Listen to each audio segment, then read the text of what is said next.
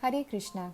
Shayana Ekadasi occurs on the 11th day of the waxing moon in the month of Ashadh. The glories of Shayana Ekadasi have been mentioned in the Bhavishya-uttara Purana. This Ekadasi Vrat is so powerful that one who simply reads or hears its glories becomes free of all their sins from several lifetimes. It signifies freedom from all sinful reactions and fulfillment of all desires. A devotee should, however, only desire for unalloyed bhakti or pure devotional service to the Supreme Lord Shri Krishna. This Ekadasi is also known as Devshayani, Hari-shayani, Padma, and Ashadhi Ekadasi. The word shayan means to sleep in Sanskrit language. According to the Puran, from this day onwards, Maha Vishnu goes into deep sleep or yoga nidra on his cosmic bed made by Shesha Nag in the causal ocean. It also marks the beginning of the Chaturmaas, the auspicious period of 4 months, which is Shravan, Bhadrapada, Ashvin, and Kartik. Any devotional service performed during Chaturmaas bestows immense spiritual benefits and indescribable virtues. Lord Vishnu finally awakens from his slumber after 4 months on the day of Prabodhini Ekadasi in the month of Kartik. Shri Krishna explained the importance of Shayana Ekadasi Vrat to Dharmaraj Yudhisthir, the eldest of the Pandava brothers, by sharing a wonderful historical event that Lord Brahma once narrated to his son Narada Muni for the benefit of the whole human society. During Satyug, there was a saintly and truthful king named Mandata in the Ikshvaku dynasty. Lord Ram, who later appeared during the Treta Yuga, belonged to the same lineage. Mandata was an excellent administrator, and all of his subjects were very wealthy and lived happily. The king's own treasury was free of any ill-gotten money, and thus he ruled happily for many years.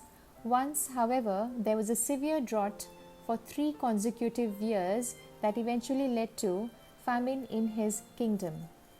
People were in miserable state of affairs and dying due to lack of food and water. What to speak of using these scant resources to perform the Vedic rituals for obtaining spiritual benefits as described for Satyug.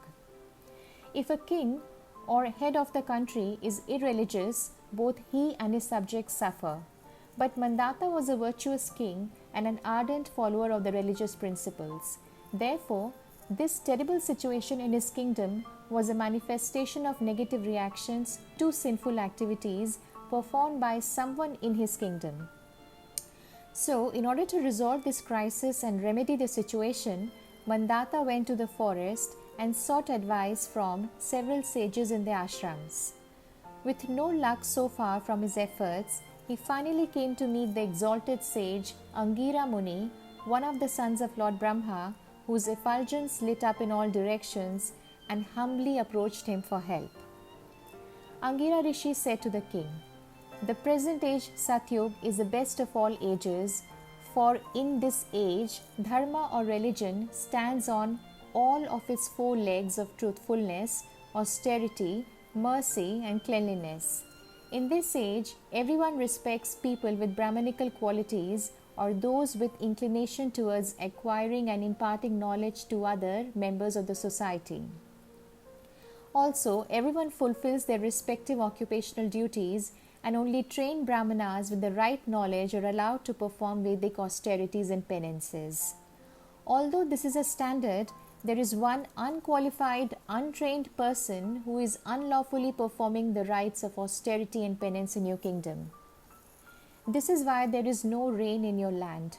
You should therefore punish this individual, for by doing so, you will remove the contamination inflicted by his actions and restore peace to your subjects." However, the king wanted some spiritual solution to this problem, as he was hesitant in punishing someone who was performing austerities and fire sacrifices, even though illegally.